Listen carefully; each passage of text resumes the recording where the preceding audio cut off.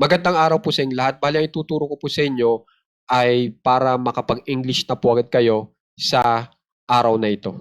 Marami po kayong magagawang English sentences. Tapos po, yung pagkaka-English nyo pa ay mala-Amerikano ang dating. Okay? Pag sinabi kong mala-Amerikanong dating, parang katulad po nating mga Pilipino mag-usap. Okay? Yung parang pangkaraniwan. Okay? Pangkaraniwan na kung saan ay gumagamit po tayo ng salita na na native. Ang ibig ko sabihin sa native ay yung unawang-unawa po noong nag-uusap na Pilipino yung bawat salita na kanilang ginagamit. Okay? Para may parating yung kanilang ideya. Okay? So, ganun po yung mangyayari sa inyo kapag natutunan nyo po ito pong lesson nating ito. Okay? At ang maganda pa po dito, napakadali pong matutunan. Kaya ultimo, baguhan, matututunan na po agad makapag-English. Okay? Isang araw lang. Sa totoo lang, hindi naman po talaga isang araw ang kailangan nyo. Minuto lang. Ilang minuto lang to. Tapos matututunan nyo na. Makakapag-English na po kayo ng tama, mala-Amerikano pa. Kaya sana po, tapusin nyo itong ating video para makapag-English na po agad kayo. Okay? So, umpisa na po agad natin ang ating aralin. So, dito na po agad muna tayo sa ating halimbawa.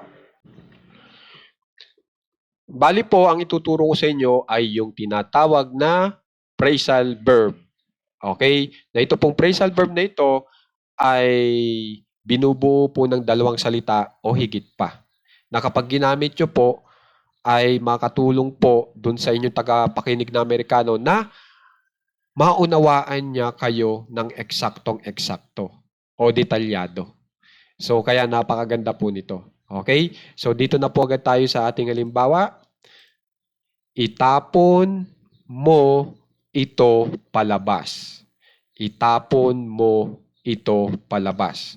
Ang una nyo po munang itatranslate ay yung pinag-uusapan, yung inyong inuutusan. Sino bang inyong inuutusan? Itong mo. Okay? Pag tinranslate yan, you. Okay? Malaki po yung letra ng you, yung Y. Kasi yan yung unang salita sa inyong English na mensahe. Tapos, ang isusunod nyo naman po ay itong aksyon na gusto nyong ipagawa sa kanya. Okay? At ano yon? Itong salitang itapon na kapag in English ay throw. Okay? Tapos, ang malaking tanong, anong itatapon? E di itong salitang ito, yung itinuturo natin na bagay, gamit yung ito o iyon, yan yung bagay na itatapon, di ba? So yung ito, yan yung makakasagot sa ano yung itatapon. Ito, di ba? Yan yung isusunod nyo pagkatapos ng salitang itapon o throw. At kapag in English yang ito o iyon, kayo na lang pong bahala sa Tagalog kung alin ang inyong pipiliin. Kapag in English, isa lang po ang katumbas, it. Okay? Tapos, gusto nyo na maging detalyado. Itapon, palabas. 'Di ba? Yung palabas, yan naman yung out. Okay? So, pagsamasamahin lang po natin. You throw it out. Para sa itapon mo ito palabas. O kaya, itapon mo iyon palabas. You throw it out. Ganun lang po kadali. Nakapag-English na po agad kayo, tapos mala-Amerikano pa. Kasi ang tinatawag na phrasal verb po, laging ginagamit ng mga Amerikano. So, eksaktong-eksakto yung pagkakaintindi ng inyong kausap na Amerikano.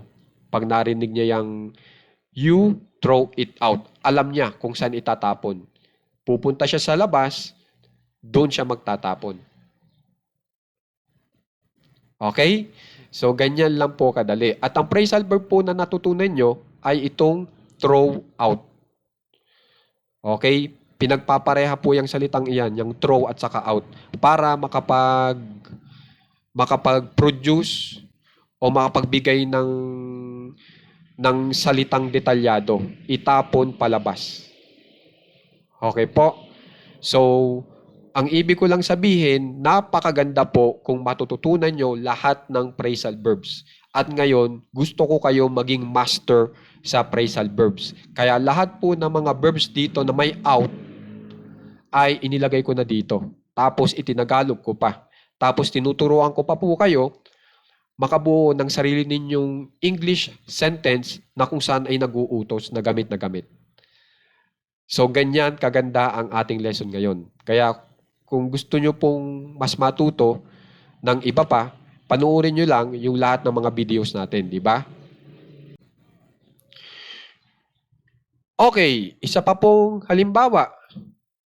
Sipain mo ito palabas. Pag in-English nyo po, ito na rin yung ating pattern. Unahin nyo yung subject, yung mo bilang you. Tapos, isusunod nyo yung action na gusto nyong ipagawa dito sa taong itinuro mo bilang mo. At yan ay yung sipain, kick. Tapos, ang isusunod po natin, ano ba ang sisipain? Ito. Pwede pag in English mo, it. Tapos, sipain pasaan? Palabas. Out. So, you kick it out. Sipain mo ito palabas. Nakapag-English na naman po tayo ng tama. Tapos, unawang-unawa pa ng inyong kausap na Amerikano. Okay? Sumunod, subukan natin itong hugutin palabas. Pag in English, yang hugutin palabas, pull out. Diba? Subukan natin. Hugutin mo iyon palabas. Pag in English po natin, ganun din po yung pattern. At ang magiging resulta ay you pull it out. Ganun lang kadali. Okay? Pag ang gusto nyong gamitin ay kaladkarin mo ito palabas. You drag it out. Pag ang gusto mo namang sabihin ay kunin mo iyon palabas. You take it out. Kukunin mo yung bagay tapos ilalabas mo. Okay, yun ang ibig lang sabihin noon. Tapos ito, gamit na gamit. Dalhin mo ito palabas. You bring it out. Okay? Tapos, sumunod, pigain mo ito palabas. Na ang ibig sabihin, dapat pag piniga mo yon, yung pinakalaman, lalabas. Ganun po yon. You squeeze it out. Tapos ito, gamit na gamit din. Walisin mo iyon palabas. You sweep it out. Okay? At ang huli, itulak mo ito palabas. Gamit na gamit po yan. You push it out. Okay? So, yan ang tulong ng tinatawag na phrasal verb. Okay? Yang throw out, kick out, pull out, drag out, take out, hanggang push out. Kaya kung ito ay tatandaan nyo, malaking bagay yan. Lalong-lalo na kapag gagawa po kayo ng pag-uutos. Maunawa po kayo ng inyong kausap na Amerikano ng detalyado. Hindi siya magkakamali kumbaga. Di ba? Ngayon po, meron pa po akong ituturo sa inyo. Paano kung gusto mong pangalanan itong inuutusan mo? Paano mo gagawin yan? Paano mo i-English yan? Di ba po ba? So ito, dito na tayo. Ganito lang po ang gagawin nyo. Sasabihin nyo yung pangalan ng inuutusan nyo, katulad nitong Ben, tapos, comma, tapos isusunod nyo yung you, tapos isusunod nyo po yung action na pinagagawa nyo, katulad ng walisin o sweep. Tapos, ano ba yung wawalisin? E di yung ito na itinuturo mo, tapos yung palabas, yung out. Pagsama-samahin nyo lang po. At makakabuo na po kayo ng pag-uutos na may pinangalanan. Okay, pinangalanan nyo yung inyong inutusan. Kunyari, sinabi nyong, Ben, walisin mo ito palabas. Ulitin ko ha, Ben, walisin mo ito palabas. Pag in English nyo po yan, Ben, you sweep it out. Ganun lang po. Kaya pag isinusulat nyo, yung Ben, pagkatapos ng Ben, lalagyan nyo ng comma. Tapos isusunod nyo yung you.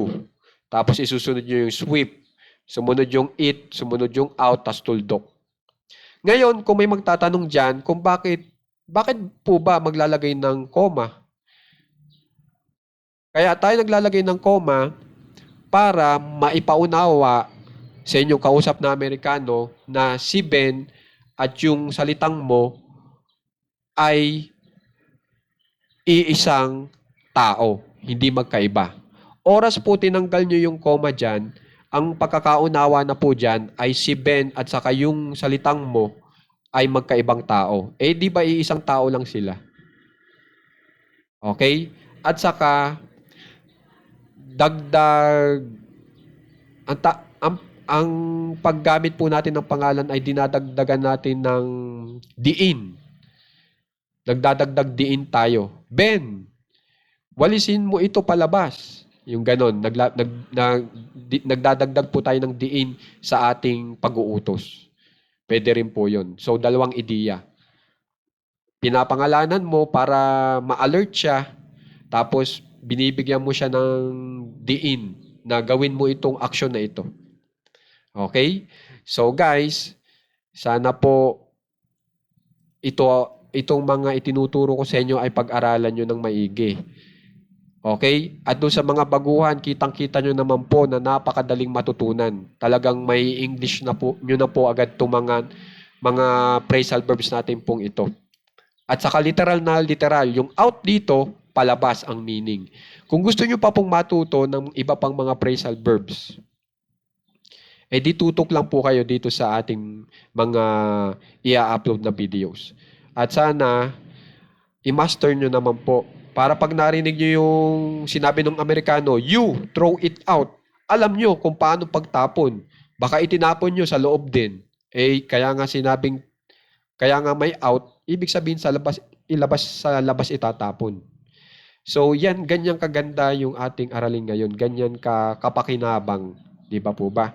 So, guys, maraming salamat po dun sa mga nagsasubscribe sa ating page para magbigay ng tulong. Napakalaking bagay po niyan. Maraming salamat po. At doon po sa gusto ring makatulong, yung hindi nakakapag-subscribe, like and share po. Napakalaking tulong po din yan. Para makita rin naman po tayo ng iba kasi napansin ko po, ang dami na po nating mga videos na itinuturo, kukunti pa rin tayo. Kaya kailangan po ng channel natin ng mga share at saka likes. At doon nga pala po sa mga umu-order sa Shopee, tas ginagamit po yung link po yung Shopee link po ng page natin. Maraming salamat po kasi nakakatulong po kayo makapagbigay ng komisyon. Kahit po yun ay maliit lang, papiso-piso, 2-3, malaking bagay na po yun, naiipon na po yun. Kaya maraming salamat po. Kaya naman po sana, aralin nyo ito ha. Tandaan nyo na po itong mga phrasal verbs po natin ito. Para pag narinig po yan ng kausap yung Amerikano, ay talagang unawa niya at saka pag narinig mo, unawang-unawa mo rin. Di ba? So, sana nakatulong. Maraming salamat po.